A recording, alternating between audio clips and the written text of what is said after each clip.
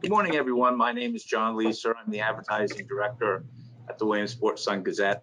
And before we get started with today's P&A Ad Symposium session, we ask you to join us in celebrating some of the award-winning submissions from the 2021 P&A Foundation Advertising Contest.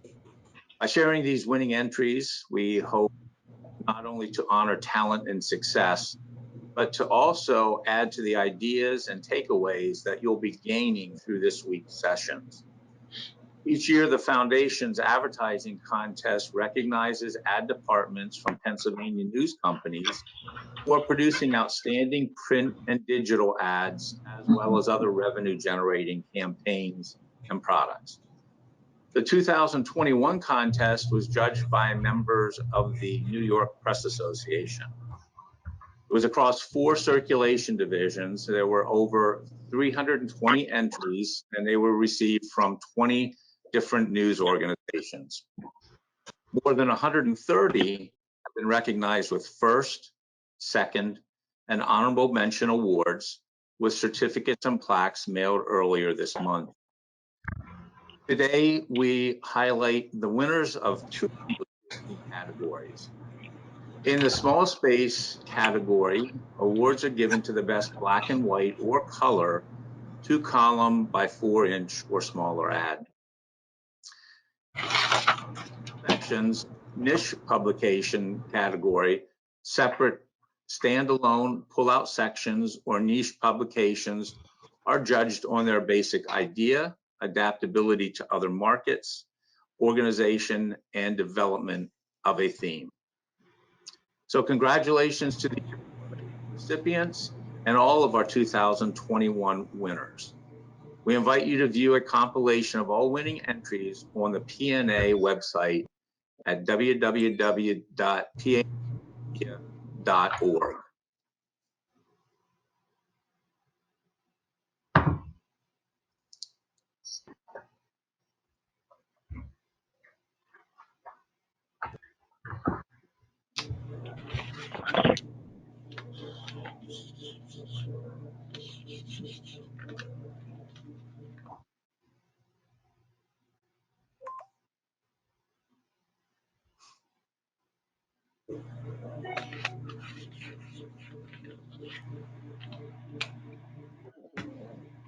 Again, thanks to all those newspapers that entered, and congratulations.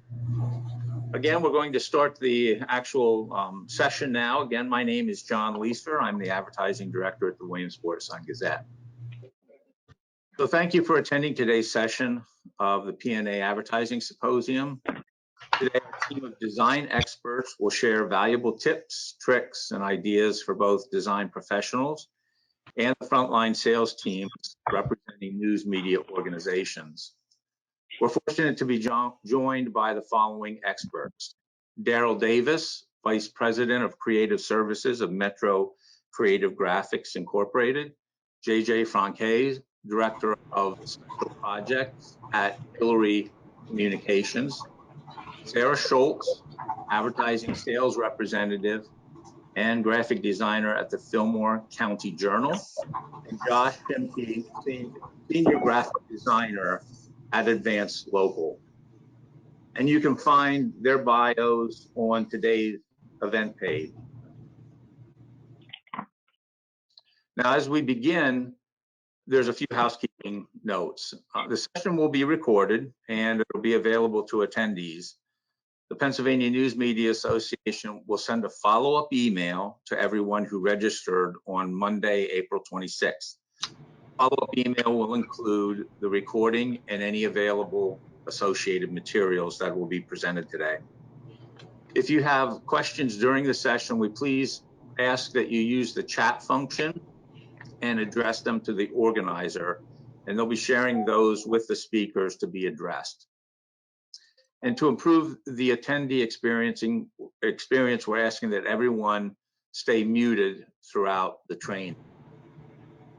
Now, it says here that I'm supposed to share a short anecdote from my career about the importance of ad design, and one that I remember particularly, and you might find it amusing, and this goes way back. Some of you probably won't even recognize some of this terminology.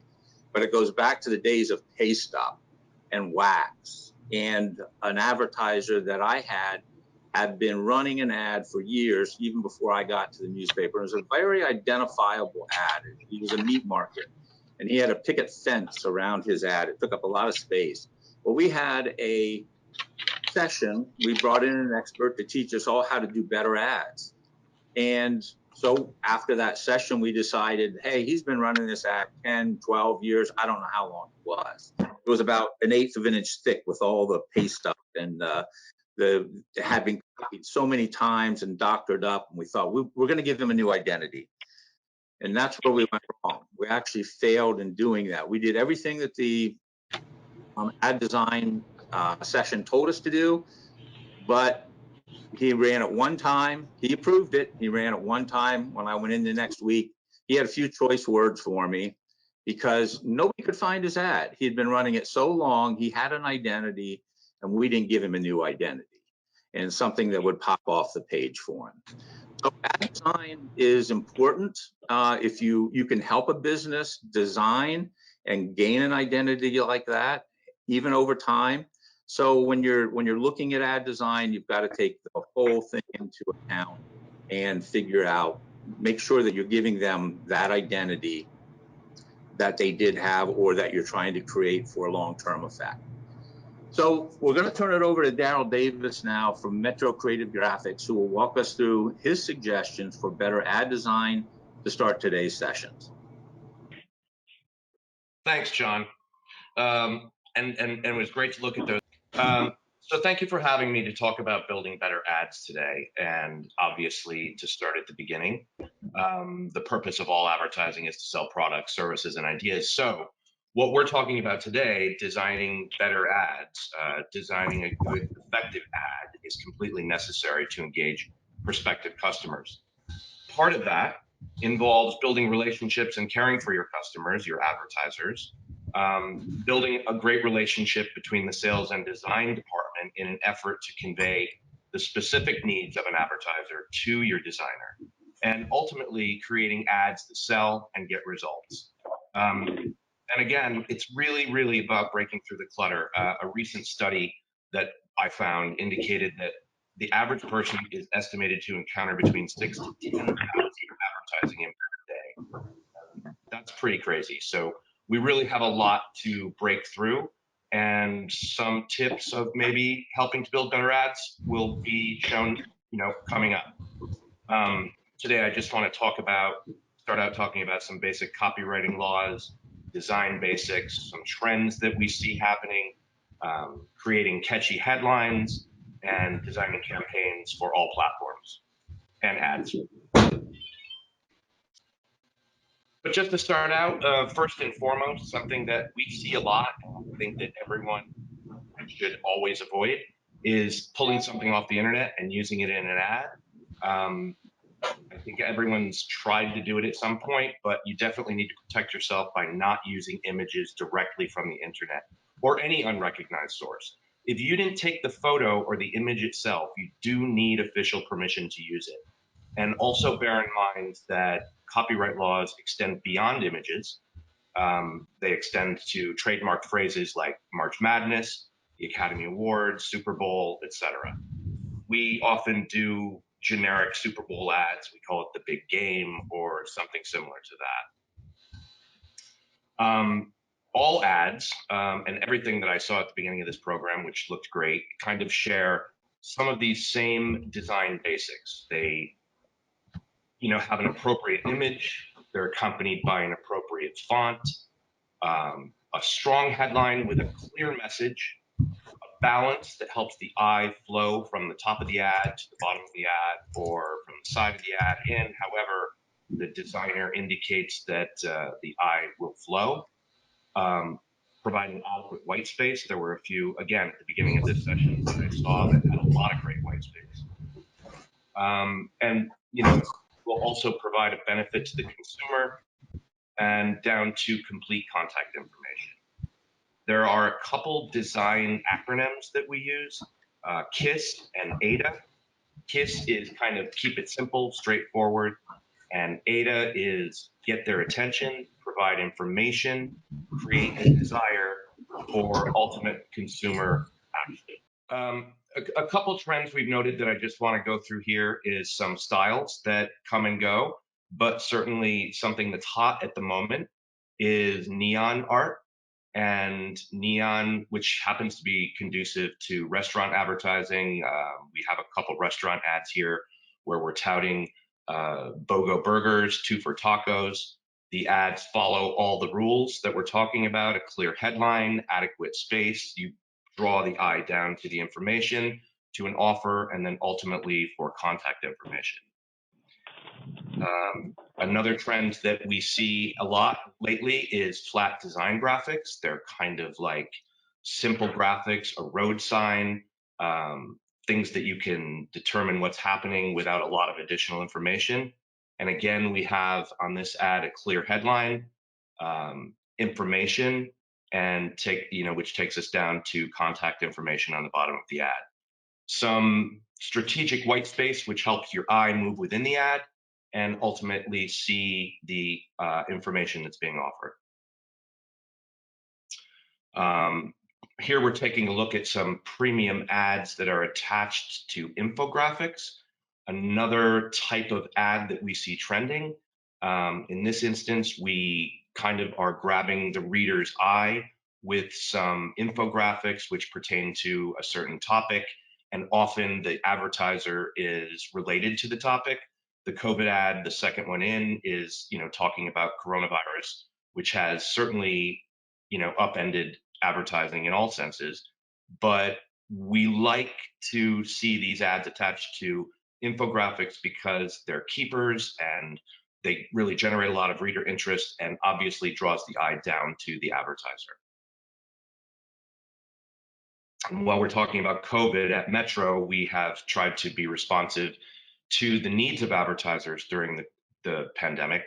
It was kind of a moment where we stepped away from advertising specific content, and we found that we had to turn on a dime and provide images with people that were masked, people in grocery stores, and it really was conveying information about what's opening, what's safe, senior hours.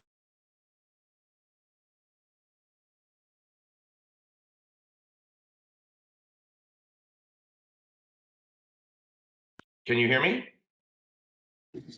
We can hear you. You're good. Okay. And now just to move on a bit to talk about headlines. Here we have a couple headlines serving the same demographic, but a couple different ways to handle it. Again, both of these ads following the same tenets of designing a good ad. A clear headline, some white space to move throughout the ad, focus in on the benefits of the ad, and ultimately, again, contact information and urging customers to act. On the left is a more traditional, helping you relax and enjoy retirement. And on the right is a little more irreverent, retirement rocks with kind of a cool image.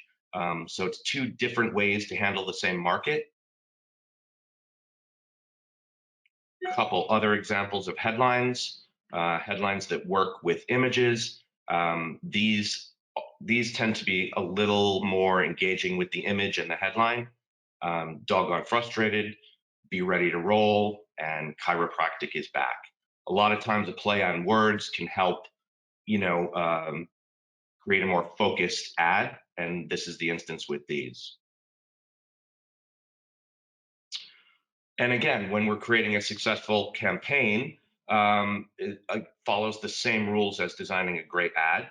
Consistent brand recognition, the ads stay the same. There may be a slight change for information each time, but they all relate to the same ad design tenets. In this instance, again, clear ads, white space, clear headline. On the left is a recruitment agency or a realtor agency, and they're able to take different ads and tout different aspects of the business. On the right is a little more of an educational ad, asking a question.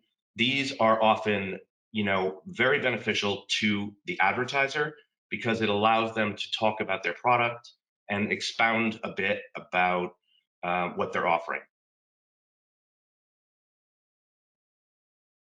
And finally, very briefly, when we're talking about newspaper ads versus magazine ads versus digital, a lot of times newspaper ads are able to accommodate more copy, a clear call to action. Magazine ads tend to have a little bit less copy, a little more branding, and digital ads are often looked at in a billboard format, a quick read, not able to contain as much information. It's usually involving a click through to get more information or make a decision about visiting the store. So that was a brief overview, and I'm looking forward to talking about some real ones. Thank you. Thank you, Darrell. Any questions for Darrell after his presentation there before we move on? For our next portion here, we're going to move in. We're going to be asking some of the designers on our call some questions about their personal preferences, what they do, some tips, tricks, those kind of things. So we're going to be asking people that are acting out in the field on a regular basis, working with advertisers, working with ad reps, working with the whole gamut of what we're dealing with as a news media industry on a regular basis. So thank you all. Thank you, JJ, Sara, Darrell, Josh, for all joining us today. Again, we have folks from all around the country coming to speak about this, and hopefully we can take away some valuable tips and tricks here. So I want to start off with the first question here that we're going to ask. And what advice would you give to designers when working with frontline advertising reps? So when you're sitting in the design chair, you're working with a rep, what would you recommend to them? What kind of things do you say to them to get the best results for the final client for the advertising? And JJ, I was hoping to start with you. If you could unmute yourself, and Josh, feel free to unmute yourself, and Sara as well. Unmute yourself and come on.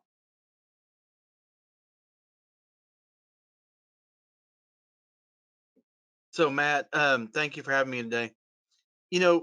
I think a lot of times ad designers and the ad rep are kind of unwilling to argue with each other and with the customer.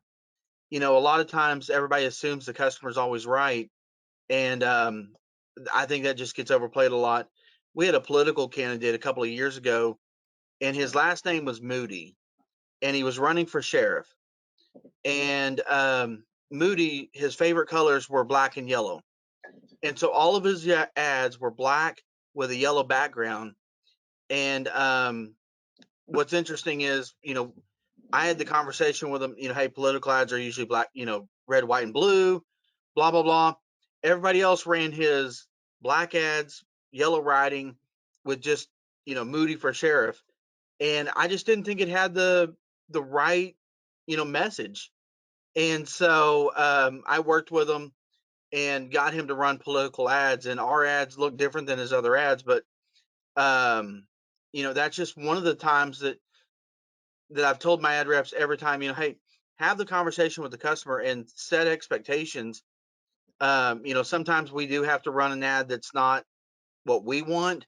But as somebody earlier in the call said, the objective of that ad is for that advertiser to make money. Very well said. Josh, same question to you on that side. What advice would you give to designers when they're working with ad reps? I think we've all heard this before, but measure twice, cut once.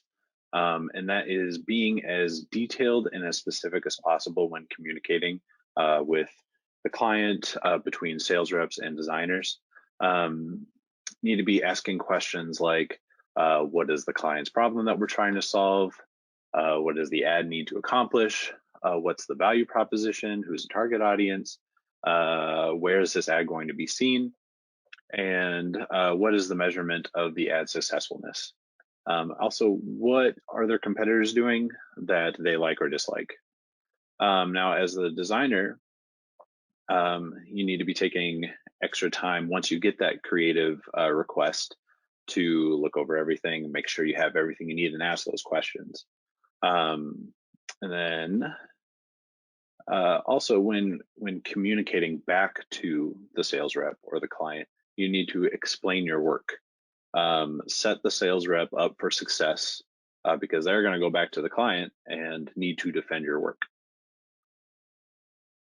Now, have you seen that happen in a real life example where like the client has to communicate and translate what you said to them to a client? All the time. This is kind of day-to-day communication back and forth. We do hundreds of ads a day. Sometimes we get the all too familiar, here's the website, please make ad. Us designers like to joke about that, so we need to go back to the client or the rep and say, ask those questions. So you're saying as ad reps, we shouldn't just give you the website and be like, make something pretty? Exactly. Yeah, that'd be helpful. Doing all this, like, it seems like some extra work on both sides, but it'll save you days of back and forth. Which saving time is always a valuable thing because no one has a lot of time anymore. We're all wearing 10 different hats. So having that time savings is definitely a benefit. Sara, I see she's coming and going. Sara, are you on the line? We might have lost her to some technical difficulties there. So as she comes back on, we'll rope her back into the conversation here. What are some of the issues, JJ and Josh, that you see when working with the reps that you wish you could correct? You know, when reps are coming back to you, like you had cited, you know, don't bring me just the website. Like, what's one of the problems you see that you wish you'd correct, or if you're talking right to the reps? And you've kind of touched on this a little bit, but that one point, if you make the rest of your life much better, if reps could do this for designers, what would it be? JJ, if you want to start with that one. So, you know, I'll say this, and then, you know, unfortunately, I'm the one that hires all the ad reps here. But the number one thing I would say is that they get that, you know, we'll build it off this website, and I'm like, okay, which page on your website? Because, you know, you don't have a unified website. It's, you know, you've got pages 3 years old and pages 10 years old here. And to me, the one thing that I've tried to get across my ad reps is you've got to communicate with the customer. And once you sign that deal and once you have an insertion order, it's like, okay, now you're working for them, and, you know, you've got to make sure that to get across your point of, you know, hey, I know you want us to build it off the website, but, you know, what's important now. And then the other thing is I think that ad reps, at least where I'm at, they keep falling into the gimmicks, you know, put this ad in here and, you know, you get a free drink. And I'm like, guys, the problem is they won't clip it. And again, it's setting expectations. So back to the normal sales kind of things there. Make sure you're managing expectations, communicating as much as possible. Do you have like a structure in place for your folks to come back with information to their ad reps, or is it case by case? Case by case. Case by case. Josh, what's your one thing for the ad reps? I mean, it's already kind of touched on, but communication and realizing that designers and sales reps are on the same team and they have the same goals. They speak two different languages, but the ultimate goal is to make the client happy and generate engagement. Yeah, I think that's a good point, Josh, that we're all working towards revenue. So everyone's in that same boat. You know, either the sales team's out there selling and ad team's trying to design and make sure that the client's successful so they come back for more ads in the future, which all of our goals right there. Matt, can I add one more thing? Yeah, please. I think the other thing is to know your audience and know where you're at.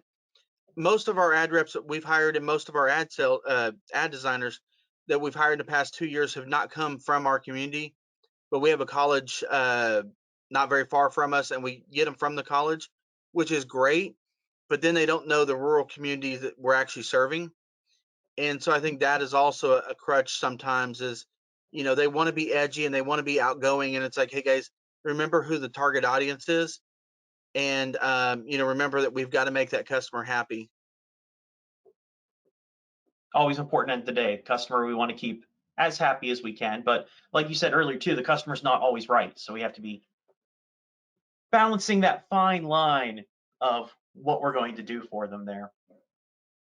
So what are some of the trends you guys are seeing in ad design, and like from there, suggestions you'd have to designers? Darrell, if you wouldn't mind chiming in on that one. You know, you went through some of those ones we've seen, but. You know, I mean, trends wax and wane, but I think that lately a lot of advertising has been directed. Again, I have to go back to COVID for a sec, because I think that a lot of advertising content has been directing consumers about what's open, what's safe, what's available. And I almost think now with things starting to reopen, it's kind of a huge challenge, but also an exciting time. I don't know if you're talking about visual trends, Matt, or I'd love to hear for visual trends that you've seen. Is there, font, image, those kind of things that you've seen as a prevalence, and do you like them or not? yeah, I mean, I think that clean, direct ads are trending a bit more.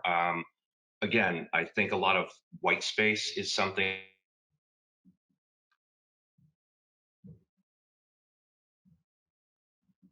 I think Darrell froze just a little bit on us there. We'll give him a moment here. We'll jump over while we're waiting for Darrell's connection to catch back up.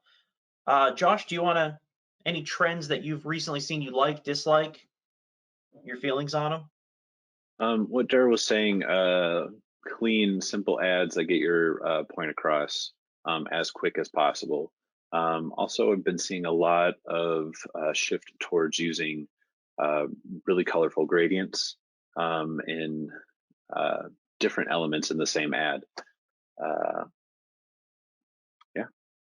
Yeah. Are you a fan of gradients? I've been learning to work with them. I am enjoying what I see. If they're done tastefully, they can definitely add depth to an ad and add interest. Great. JJ? I'll stay away from design elements then for a second. One trend that I'm seeing that I thoroughly enjoy is that we're not here in the past, I guess, year, and maybe it's because of COVID and we've got more words to say, but I'm seeing less and less, state zip codes and city names being blown up. When I first got here a couple of years ago, it seemed like every advertiser wanted to put their whole address on the ad. And I'm like, hey guys, how often are you putting the address in GPS and trying to go somewhere? So the one thing I've been preaching for a long time, and I think people are, not because of me, but I think people are starting to do it, is not make the zip code in the state so large in an ad. So just reducing that size down and making it simpler too, or just eliminating it at times then? Yeah, I mean, how often do you, read a newspaper or magazine or anything and say, well, I wonder what town that's in. Yeah, usually if you're dealing with a local paper, you have a good idea of where it's at.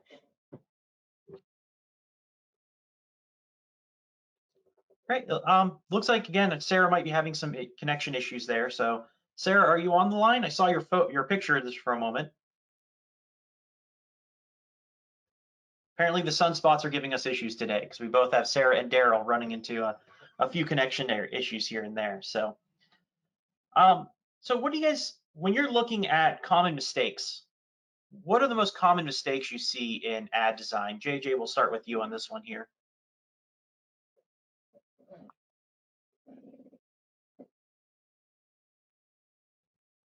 Well, I'll reinforce the point.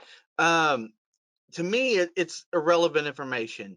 Even if you're a statewide newspaper and we run a lot of statewide ads, even if you're 4 or 5 counties over, you don't need the zip code to be, 14-point font or, 18-point font, same as the address. And so to me, the most common mistakes are, what is relevant and how big does it need to be? We've started picking up a lot of restaurant ads, and the restaurant ads are, they've got certain points of information. And so now it's like, okay, it's the phone number, it's the address. And, if it's in a town that, you need to mention the town, but other than that, again, phone number big, address a little bit, smaller than that, and then, the where even smaller than that. Gotcha. Darrell, thanks for coming back. And you hear us? I'm so sorry. I keep freezing and crashing.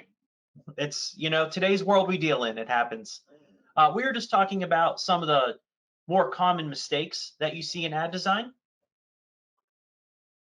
Okay. If you have some examples you'd like to share. I mean, right off the bat, too much information crammed into too little space. not a clear message about what's being offered. I think a lot of times designers minimize a headline or the major messaging in ads. And I think that that's something that needs to be adjusted. And I think when I came back on here, I heard JJ referring to, sizes of certain components of ads. And I think that that's important as well, because ultimately we want to make contact with the retailer. Makes sense. Josh? So kind of, we all touched on this, and that is trying to do too much in your ad space. I want like everyone to pay attention when you're out scrolling to think about how long you're spending looking at a particular design. We got maybe 5 seconds, and even more because you're designers and you're paying attention. So we need to grab people's attention quicker. And if the ad is full of information, no one's going to pay attention to it. Someone's going to get lost. There's no eye-catching element to that. And then also, like, this also goes for client sales reps and yourselves, designers, when you are trying to do too much. Specifically, when the client is trying to do too much, you can suggest multiple ads to convey different messages. I see this all the time. And then that gives you an in to upsell. Great. So one of the questions we had came in was, print is not traditionally identified as a lead generation medium. Do you have tips or suggestions if someone is trying to use print in a lead generation format? Like, what would you consider for ad design when you're trying to drive direct leads? I know, JJ, you'd mentioned before, like, you don't encourage your reps to have clipping in there, but what's the suggestions from other folks? If you're trying to drive direct response in print, what do you put into the ads? How do you handle that design, that messaging? Darrell, do you mind taking that one first? Not at all. I think, nowadays, I think a QR code is helpful. You can take someone directly where you want them to be. Back to what Josh was saying, I think clear messaging is important, and allowing some room to navigate the ad visually and ultimately, get to the information that you need, a phone number, an address, a website. But I do think QR codes are kind of big right now. Matt, if I could, he's absolutely right about QR codes. The only caveat to that is if you don't believe that your print quality is good enough for a QR code, avoid it at all cost. In my other, here at Hilliary Communications, we have a variety of companies, 63 of them total, and we've run some QR codes for other businesses that we own, and we've run them in a really small paper, and it didn't work because of the print quality. So you have to make sure that print quality is high enough level to be able to handle that type of recognition on a phone. Do you have to consider your audience as well with a QR code? I mean, Pennsylvania here, we have all across the board, rural and urban. Do you see a difference between those for uptake on a QR code type situation? Like, is a rural community going to use it as much as a urban one? So we ran this in a town of about 250 people total. Average age, fairly climbing. And I was surprised, because I'm not a big QR code person, but I was surprised at how many people, were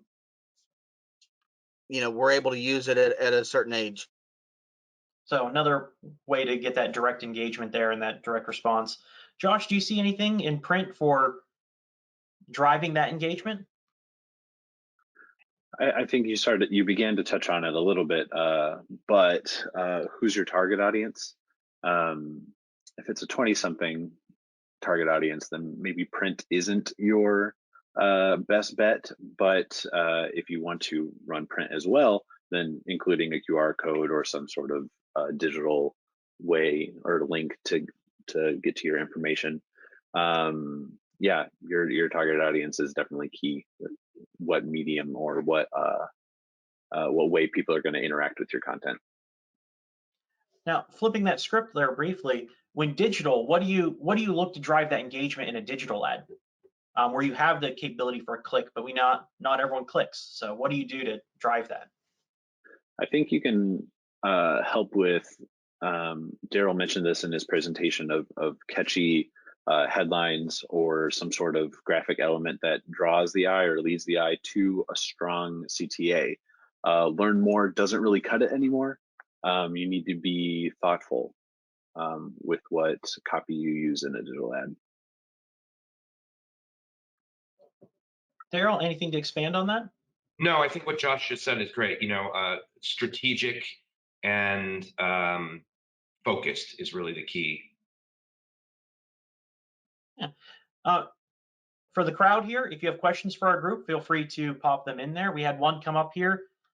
Is the QR code you were discussing earlier, when you use those, do you link them to a special offer? And just in general, what's your feelings on special offers in ads? JJ, if you want to start with that one, since you were talking about the QR.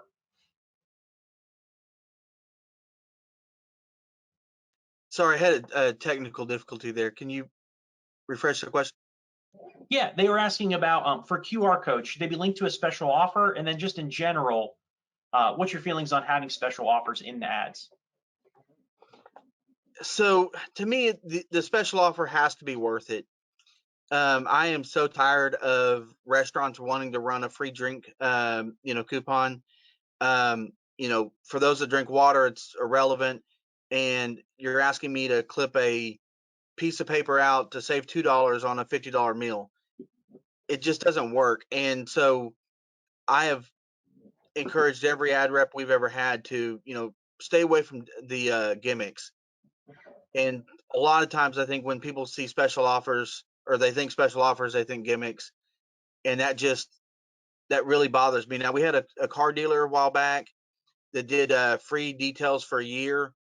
That was a real offer. It was I think it was a $75 detail, and they did it I want to say 4 or 5 times in that year. So that was a worthwhile promotional offer, but I think we just slide down to gimmick really quick. Josh, Darrell, anything to add on that one? I just think, I think JJ's right. I think that there's a threshold for special offers. And I think when it's meaty enough, it can generate a greater response level. I do think, like you just said, $2 off a $50 meal.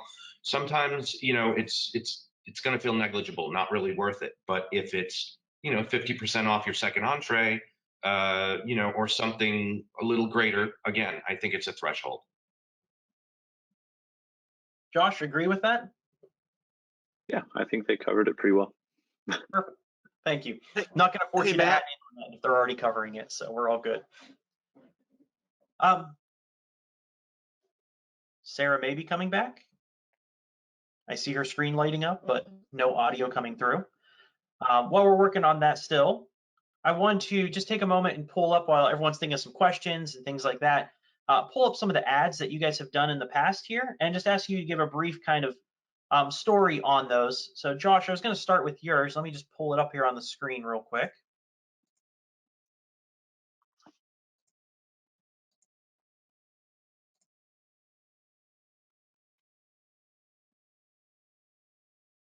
And we can see this ad here right now. And I was wondering, Josh, if you could just kind of walk through a little bit on your design and what you're thinking as this, and give the background behind this. Is one of the ads that you felt was a strong ad and one you did well. Right. So what we're looking at here is the process of how I put this ad together. We were hired by New Holland to do a set of digital ads for their new S'mores Dragon's Milk beer. And originally the idea was for us to animate wings to unveil the new flavor. But as I was animating these wings, I thought I could take it a step further, because originally I went to a school for matte painting. So how can I create good storytelling in this ad to accompany the new beer photo with dragons and create this world? If we get to a larger image here, you can see that, like, I did, yeah, this is perfect. I did little nods to the s'mores, having them on pikes around a erupting volcano, kind of, as a bonfire. And I think this is a really good example of you're not restricted by a single stock image. You can take a lot of stock imagery and adjust it to your needs to create a good ad that has depth and narrative.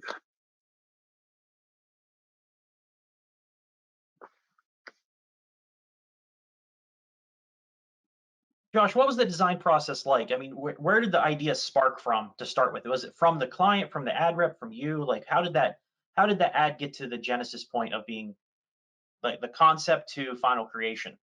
Mhm. This actually came from, I believe the talks with the client and the sales rep of having, you know, wings or something being unveiled. And that was kind of all we had. Again, going back to those good questions to be asking, and had creative license of how I could create this world for them. And it turned out really well. Really happy with this one.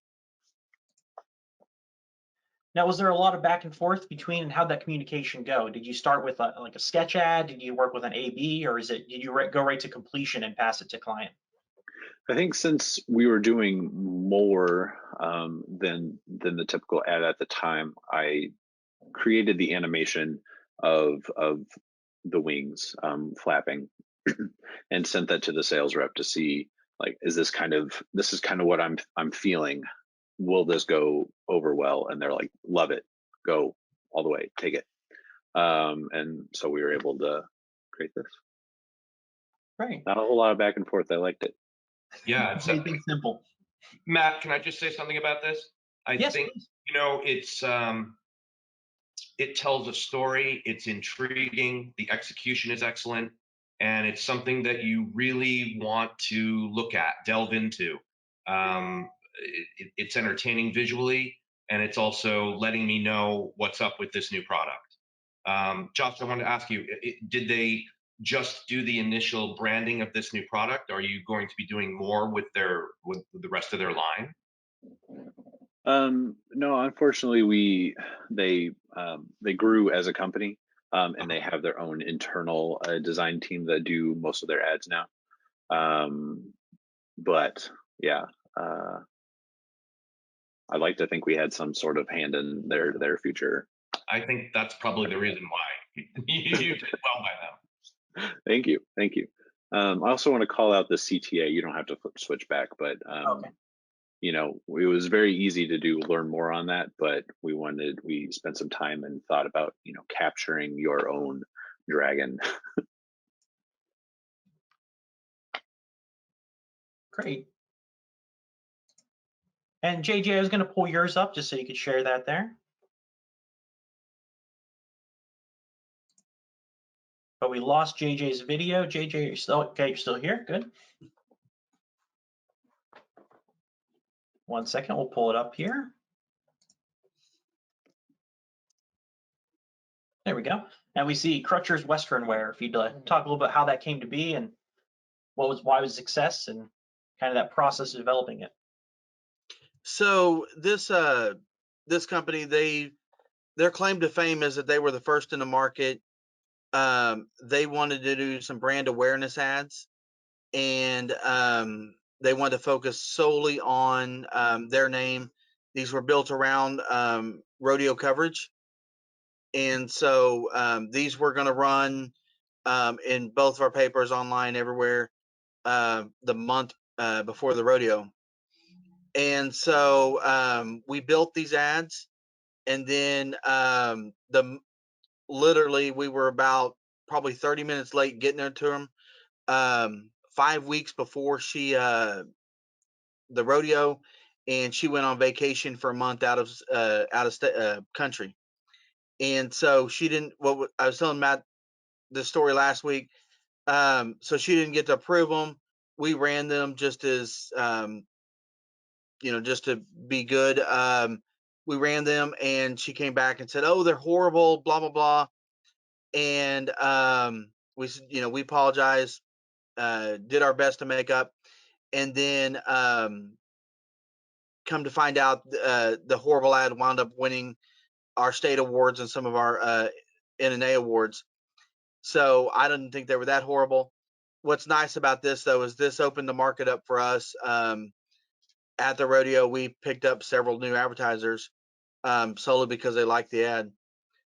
This is one I built myself. I don't build a lot of ads hands-on as much as I wish I did, but this one I felt like I wanted to. JJ, the question was, is the silhouette part of the logo? Or is that something you guys added? That was something that that we added.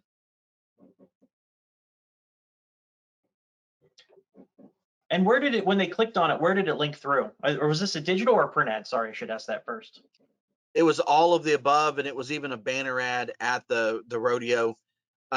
We basically acted as their ad agency, getting it out to all the area rodeos. But when you clicked on it, it went to their website. Gotcha. Well, thank you for sharing that. We appreciate it. We had a few more questions coming in here, and again, feel free to post your questions to the chat window, and we can ask those on there. So this question might be a little bit on the technical side, but want to see if anyone has an answer for this one.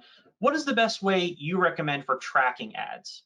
So when you're looking at the design, getting to that tracking level of things, either print or digital, what are your recommendations or examples you've seen from the past?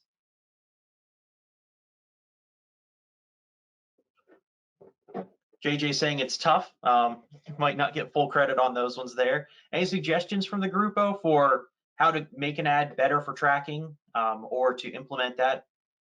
Matt, can I share an anecdotal story here? Please do. So we have a car dealership, and he's one of those used car dealers, and he does a survey he gives to every customer. Did you hear about me in print, radio, online, or on TV? And he takes every quarter or so, he'll take and compile them up, and TV is always in the 15 to 20% category. Here's the problem: he doesn't run TV ads. So 15 to 20% of people have heard about him on TV, and he doesn't run a TV ad. That's my whole issue with tracking. So you're saying we can't trust the consumer all the time? The consumer may not be right? What? It's so strange. Josh, Darrell, any suggestions on tracking or thoughts on that? Is it something that is totally outside your bailiwick, or? Yeah, for me, that's something that I don't really deal with a lot, so I'm not sure I could comment intelligently about it. That's perfectly fine. Josh, any thoughts from your side, or hands off? We definitely have a different team that handles analytics, but I would say on the design side is, especially for digital ads, make sure to have UTM codes created, because if you just link to someone's website, well, then they might have analytics on their site, but they have no idea if your ad was successful in driving a viewer to interact with the ads that they ran. So UTM codes, and yeah.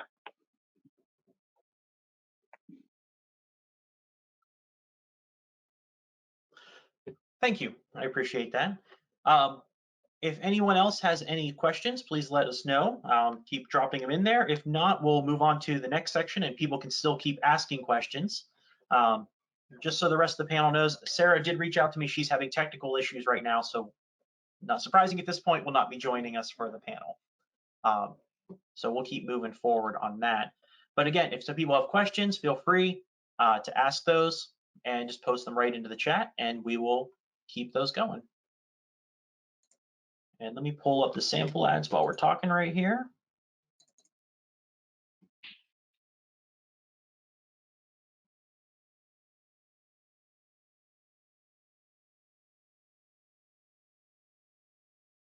Okay, so for the next section, we're going to be asking for our design team to review some random ads pulled from around the country here, from different types of industries, just take a look at those and say, what your thoughts are on them. good, bad, love them, hate them, what parts you like, all those kind of questions there is what we're looking for to decide and to get some input on those. So let's get this up and running.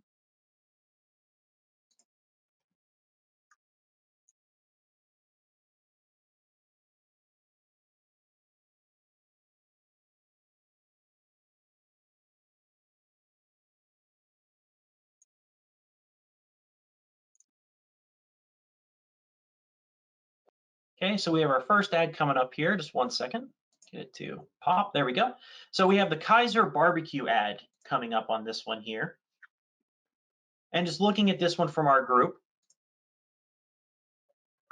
what do you like about this ad? What is really popping out that you say, oh, this is, I like this aspect of this local ad? Matt, it's Sara Schultz over here. Can you hear me? We can, Sara. Thanks for Okay, joining us yay, today. yay. I had to download the app. For some reason, it wasn't working on my, just like through the browser. So I ended up downloading the app. So sorry about that. That is okay. Thanks for joining us. We appreciate you coming on. We are into the evaluation of the ads portion of today's presentation. So feel free to chime in. Right now we're looking at the Kaiser Barbecue and from Salt Lake City. I feel like the food shot is great and enticing. I feel like an opportunity with the headline might have been missed here. Obviously, it's for Kaiser's Barbecue. That's fairly dominant, but I like the most comfortable food in town, and I think that that could have played more of a role in the success of the ad. Certainly, Grubhub availability is important, and a couple of the other call outs with content they have there.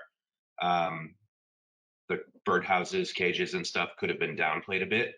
And I like the background. Again, I just think mostly maybe a lost opportunity with the headline. Would you have made it larger then, or what's your thoughts on that? I think I would have made it larger and maybe a typographic choice that seemed more like, they were actually speaking to you, the most comfortable food in town. I might have emphasized comfort, as, or comfort food, pulled out those words within the headline. And possibly pull some of those other pieces, reduce their size, or and minimize some of the other stuff that's happening there. Darrell, would you maybe put it in 2 lines and try to get it, I'd say, twice as big as it is? JJ, that's exactly what I was thinking. Definitely break the line, and somehow, again, I like the thought of comfort food being highlighted in the headline, maybe in another color or something. Just a thought. To me, barbecue is comfort food, not comfortable food. Right, comfort food, right. Agreed. That's what I was thinking, comfort food. I agree with both JJ and Darrell. I think that, yeah, the heading, maybe just a different font, obviously bigger too. It just almost kind of gets lost in the background there. I do love the background though, how it really pops out on the page. I feel like if I was looking at a bunch of different ads, that would probably be the first one that my eyes would go to, just because since it's such a bold background. Agreed. Josh, you'd pushed on white space before. Is this too, in your opinion, is this too busy? Yeah, definitely too busy. What Darrell was saying about removing or downplaying the stars, get that information kind of out there, or out of there, because what is the focus? It's selling their food. Increasing the header significantly, and then maybe even having the image of the food peek over the header, just to add a little more depth, and then maybe playing with some darker gradient at the bottom, so it's not all just flat stripes. You can still have that in the background, but add a little more depth with color variation. And it would help ground it a bit too, Josh. I think you're right. Yeah. Now, Sara, you have a unique perspective because you work as an ad rep and you've been a graphic designer and you've kind of filled all those roles there. Hearing that maybe we need to remove some items or change that heading a little bit, how would you take that back to the client to be able to get them, if they originally said, I want all this ad in the ad, then you get the design, you're like, I want to change it a little bit. What steps do you take to kind of get the client on your side for the new design? I would just maybe explain to them that, it just might be a little too busy to the naked eye, I would say. And we could definitely, I don't think there's too much information on it per se. It's more so the background really like adds a lot of busyness to it.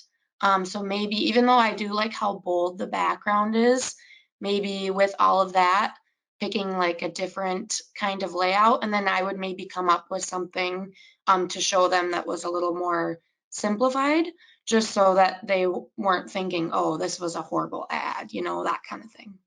Would you take A/B testing to them, like option A, option B? Yes, I actually do that now with sales. Sometimes I have my designers create maybe like 2 different versions, depending on, if I know the clientele wide enough or well enough, I mean.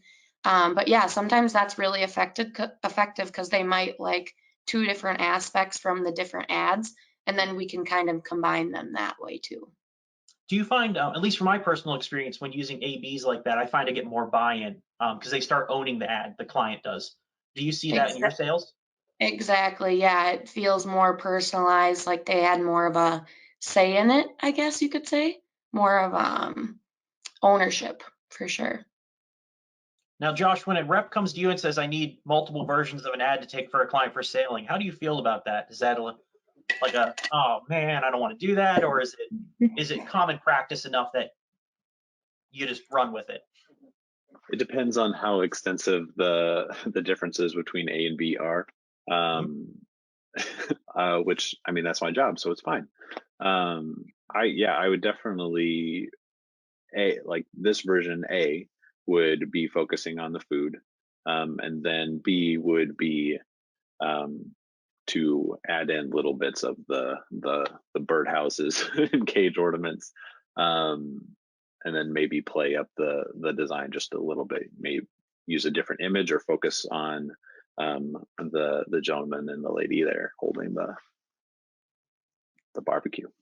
It's the large bowl of meat. So moving on to the next one here. Thanks for your inputs on that. We have a traditional car dealer ad here from Alaska. Any comments from the panel here? I don't like how, oh, sorry, Josh. I don't like how there's one truck up in the right-hand corner that's not a cutout. I think it should all be uniform, whether you're all doing all cutouts like all of the other vehicles, or all, just pasted in there with the background. I also feel like the heading up top is it could be very hard to read, especially in print. With the shadow effect, you have to be careful there, definitely. Yeah, JJ, have you seen that? You were talking about production qualities before. Do you have to be careful on your typographic choices, depending on the production capabilities of your paper? We do, and I can tell you there's about 40 papers in Oklahoma that would mess up that drop shadow. So definitely have to be aware of what your printer's capabilities are, how old that press is that's going to be running this one, not just color availability, but also how sharp it can get. Darrell, what's your thoughts on that one? Well, I completely agree with Sara on the fact that they should all, have clipping paths. And I think to go, maybe one step further, if one of the trucks or one of the vehicles could be dominant, maybe, edging in from the side of the ad, a little larger. I think there needs to be one that's dominant. And I agree that the headline's problematic in size, and I don't think it needs the drop shadow. So that's my initial impression. I feel like the bottom is well resolved and the information is there. But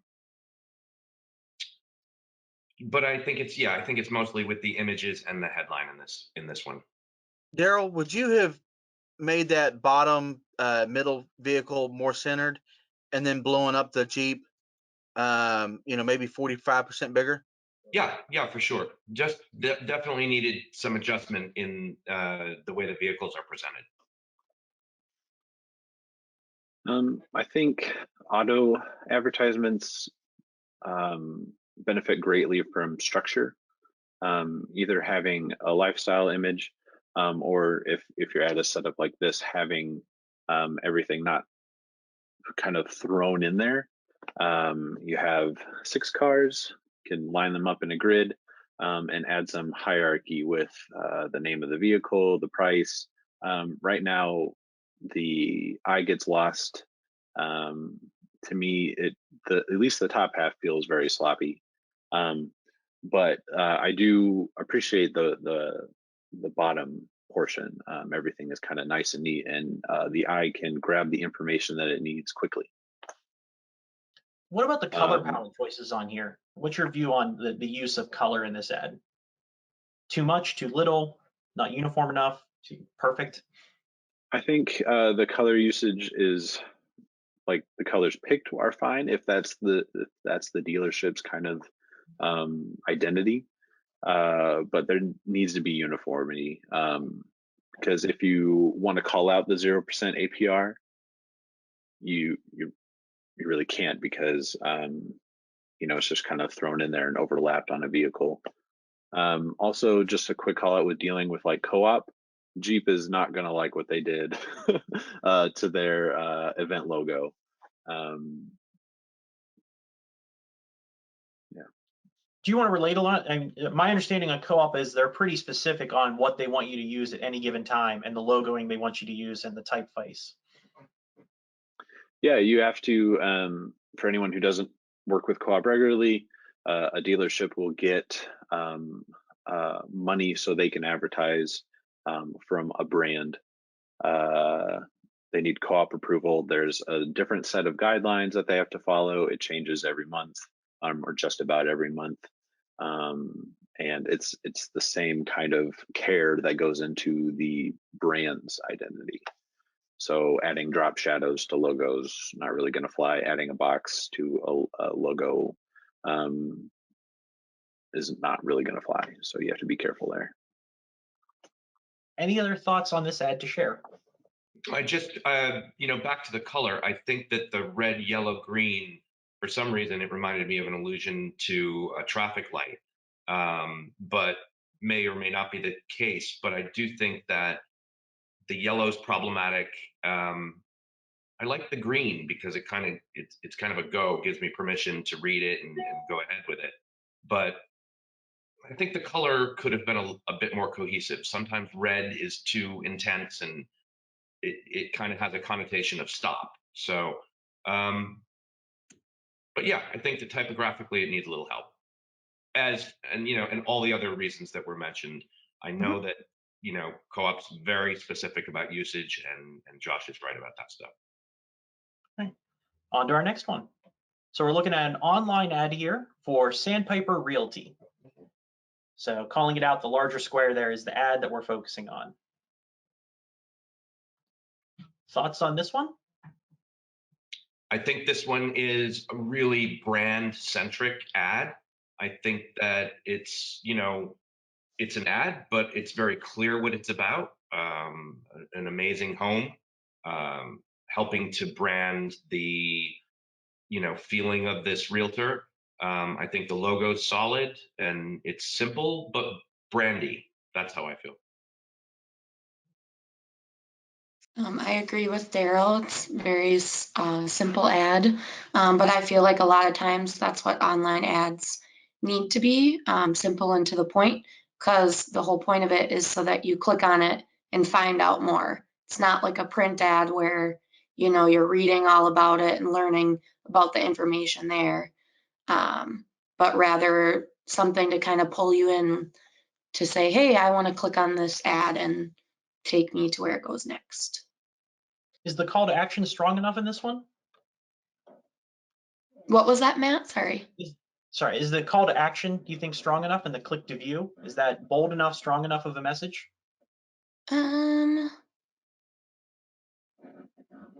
I mean, maybe they could have put, something a little more personalized, I guess, to draw the consumer in. But overall, I don't think it's a bad message by any means. Maybe just not as captivating as it could have been. We had a question from the crowd come in here. Would you recommend flip-flopping the call to action on the top and the logo on the bottom? So shifting the click to view to the top and Sandpiper Realty to the bottom. Is there any view from our designers on making that change? I think you could do both.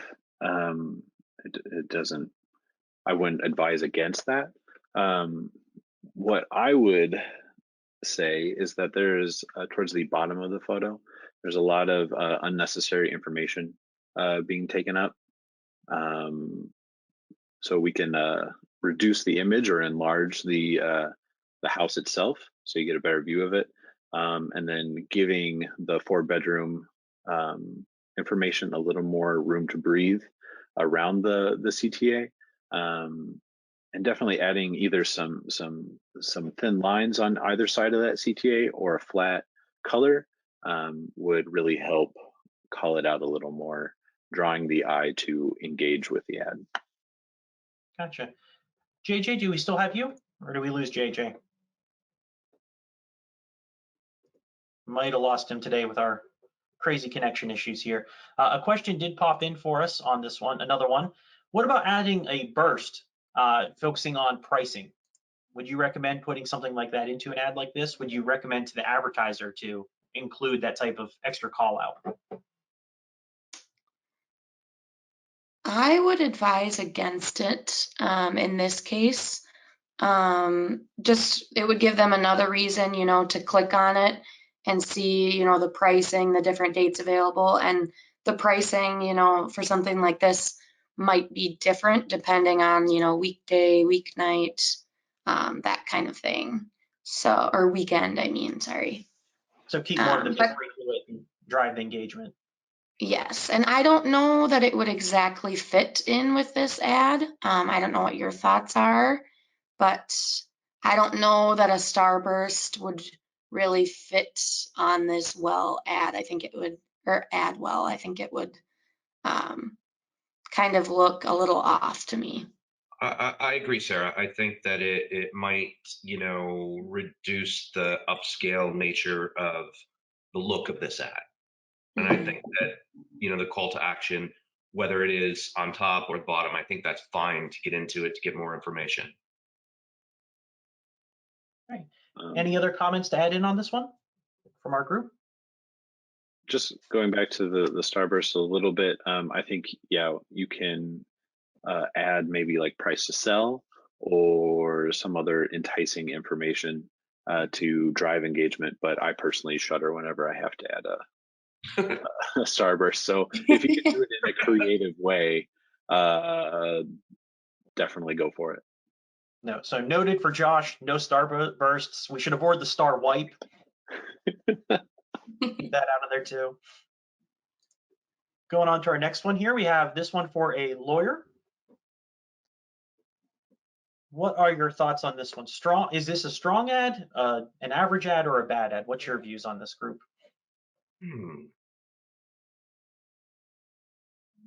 I would say it has potential. Definitely the message gets lost. I'm curious by the choice to add decreased opacity shape behind car crashed and not the rest of the information. Right. I think it would have benefited greatly from carrying that throughout. But I do enjoy that there is some hierarchy with the headline, which should be enlarged. But yeah, we are playing with hierarchy here, so good start. Yeah, I agree with Josh, and I think that it's strong conceptually. And I think that if the conceptual nature of the ad could be heightened a bit, I'm not sure that you need, the best of Vancouver and the subsequent, previous year winners is literally taking up, 20% of the real estate of this ad. So I'm not sure that that's necessary. Maybe the image could be heightened a bit, and agreed completely about the headline. Yeah, I agree with both of you. I do think that the best of Vancouver is kind of unnecessary. They didn't need, any of those awards, or even, all 4 of them. They probably just could have had you know, the one from 2019 if they really wanted it on there. But the car crashed heading should be larger. I do really like the background though. I think it, you know, puts depth to the ad for sure. So a lot of good suggestions on that one right there. Now jumping over to this one here, we're looking at the outdoor gear exchange. What is everyone's feelings on this one? Particularly looking at least for me, my eyes drawn to the top of it there. So what do you guys think of the text on that? Darrell, your thoughts?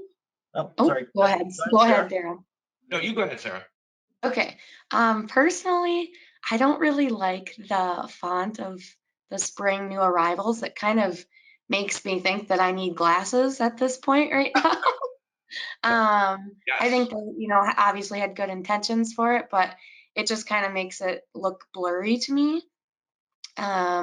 It's just a very busy ad. I do like the concept of it, like the background photo, I think is gorgeous. I personally wouldn't have put all of those individual items over it. I think it kind of takes away from it. I agree with all of that. And I also think that the real money in this shot, you know, given the climate of what's happening in the country now, I think the money is looking forward to getting out at last. I think that's the hot part of the ad, and I think it's being downplayed unnecessarily. The ghost type that's acting as the headline now is kind of, you know, it's not even intriguing to me. It's just, you know, as Sarah said, well, listen, I'm old enough that I can't see it, so I'm having trouble seeing it anyway. But again, I think looking forward to getting out at last is really the hot message here, if it could be heightened. So increase the size or visibility of that portion of it would be the recommendation there. Josh, what's your take on it? Well, with someone with glasses, it is still hard to read, and it's not going to print very well. So be careful with that. I like the concept. It's kind of a hard ask if they wanted to include all of their products. I generally kind of like the execution. Just maybe would have spent a little more time trying to nail down a concept that isn't so busy. Yeah, makes sense. So on the same page there, what's your feelings on the why ad? Josh, why don't you take the lead on this one? I think it's relatively straightforward. I think it could have used. I used to work for the Y, so they did a lot of like in their advertisements. In their advertisements, they used complementary colors really well. So this could benefit from that, adding in a gradient to the blue flat shape. There is no strong CTA, so definitely would have added that. But again, I think this is a strong start, just needs a little tweaking. Mm-hmm. Sarah, Darrell, any changes or additions to what Josh had said? I don't think so. It's a pretty straightforward ad. I do like that it's very simple, but yet it's very informative with the bullet points. But yeah, maybe a little more color depth to it. Mm-hmm. Yeah, I like it as well. It's a pretty straightforward, you know, ad that's easy to understand. I think maybe I would have played with the headline a bit. Stay healthy at the Y. Maybe utilize their logo there instead of the Y. Stay healthy at the Y. But in general, I think it's, you know, it's important to recognize that this is a strange moment in advertising, and you know, the health and safety aspect is being communicated well here. So I think it's generally a good ad. Thank you, everyone. And our last one here, oh, there we go, for Twin Liquors, fine wine and spirits. So it's an online leaderboard ad we have here sitting at the top of a page. We're What do you guys think of this one? What would you change? What would you keep? What parts do you really like and dislike? Sarah, what's your thoughts? I really like the background color, but I'm not a fan that they only used all black text. I think it could have been touched up there. And then also, I feel like I almost think that there's maybe too much white space on this ad. With the bullet points, the entertaining tips, cocktail recipes, they could have maybe been a little larger. They just kind of seem a little small to me. Yeah.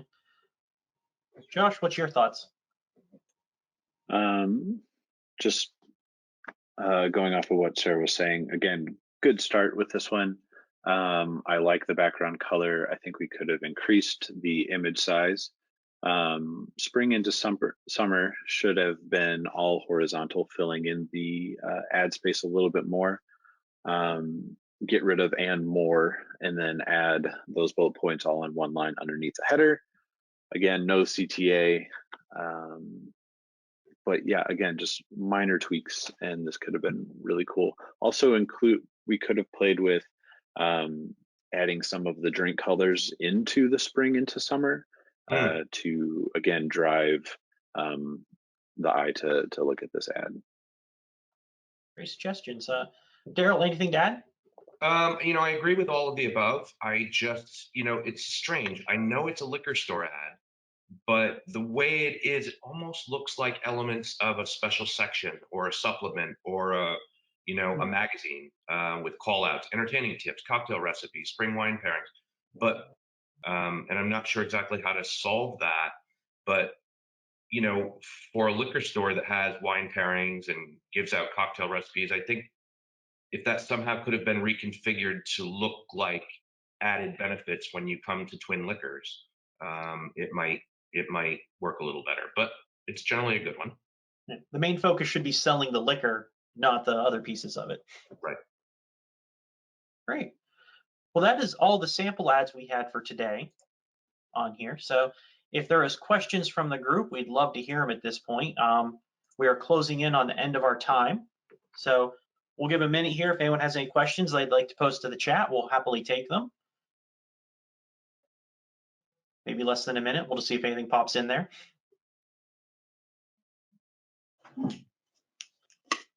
Any last minute things our designers would like to share while we're waiting on any questions? We've had you guys talking for a good hour and 15, hour and 20 minutes. So everyone probably needs, a break, some water, those kind of things. So I don't think we're getting any questions in. So I'll pass it over to John, if you'd like to kind of close us out today.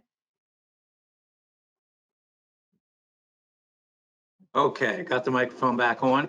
All right, thank you very much for everybody participating and sharing ideas. Our panelists, we appreciate that. There's another session today that we want to mention. The next two coming up, one is today, branded content, a unique, engaging, and profitable advertising option. That starts at 3 p.m. today. And then tomorrow at 11 is practices from around the world, who's winning the revenue war and why.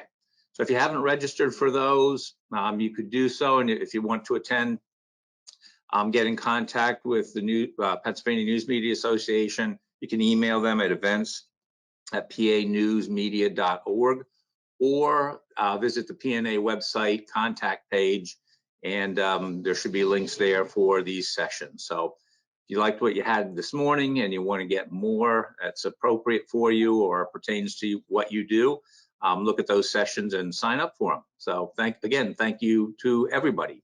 Thanks, Matt.